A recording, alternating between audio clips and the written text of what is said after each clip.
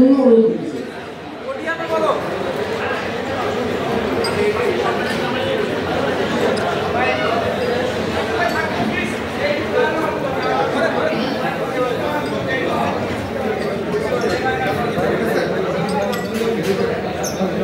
জার্নিটা অনেক লম্বা। শুরুতে আমি সাংবাদিক ভাইদের ধন্যবাদ জানাতে চাই, আপনারা অনেক কষ্ট করে অনেকক্ষণ ধরে দাঁড়িয়ে আছেন। আমি ধন্যবাদ জানাতে চাই আমাদের অনুষ্ঠানের প্রধান অতিথি, লিভিং লেজেন্ড জনাব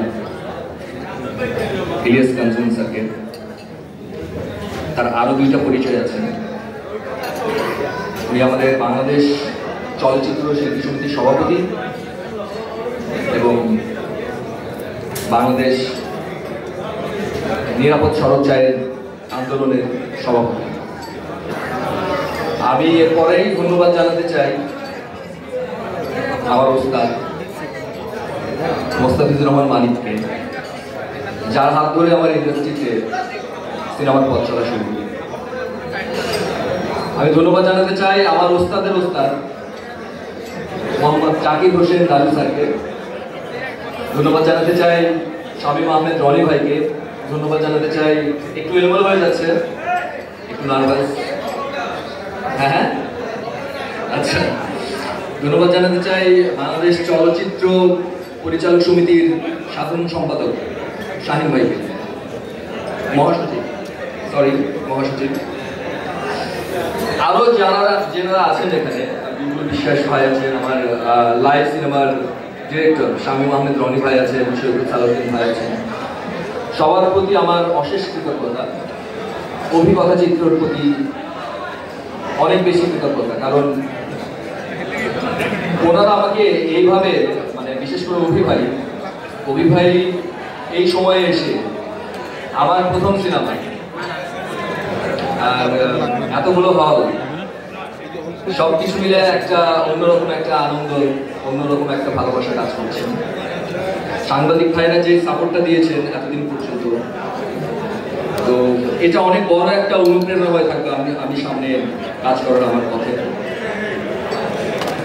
আর সৈকত ভাইয়ের সাথে একটু আগে বলে গেছে, আমার সিনেমার করার জন্য তার কাছে আমার প্রথমে যাওয়া হয়েছিল 2018 সালে। ঠিক তখন থেকে আমি আসলে নাটক কিংবা টিভিসি এগুলো সবকিছু বন্ধ করে দিই সিনেমা করার জন্য। তো আলটিমেটলি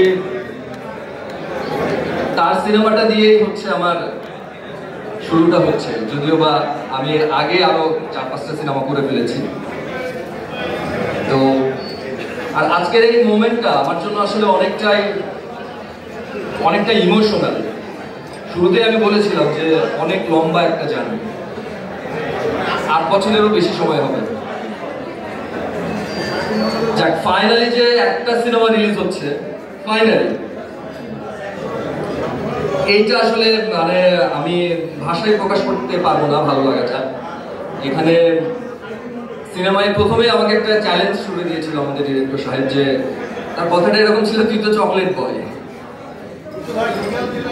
যে তুই এই ক্যারেক্টারের সাথে যাস না, এরকম একটা কিছু। যাই হোক, সিনেমার সাথে তুই যাস না। তো তারপরে অনেক লম্বা একটা প্রসেস, তারপর ক্যারেক্টার বিল্ড আপ করা, সবকিছু মিলে যখন আমি শুনলাম যে আমার কো আর্টিস্ট হচ্ছে বাংলাদেশের সুপারস্টার শবনম বুবলি, তখন আরো প্রিপারেশন মাত্রাটা বেড়ে গেল যে আমি এত বড় একজন নায়কের সাথে কিভাবে অভিনয় করব। তারপর সেটা যখন তার সাথে কাজ করতে গেলাম,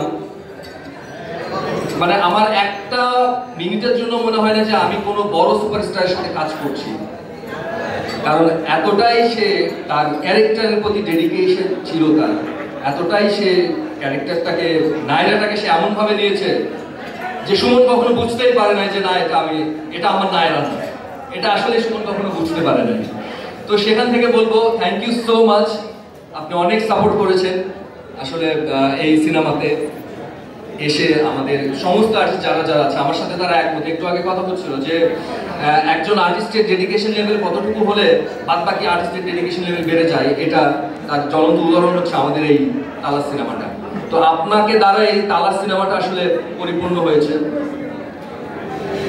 এখানে কো-আর্টিস্ট ছিল আমার যোজন, যে আমার বন্ধুর ক্যারেক্টার করেছে। আমার মনে হয় যে আপনারা আমার আর ওর সিনগুলো যখন দেখবেন তখন আপনাদের চোখে পানি আসতে বাধ্য, যে ফ্রেন্ডশিপের জায়গাটা কি লেভেলের হতে পারে।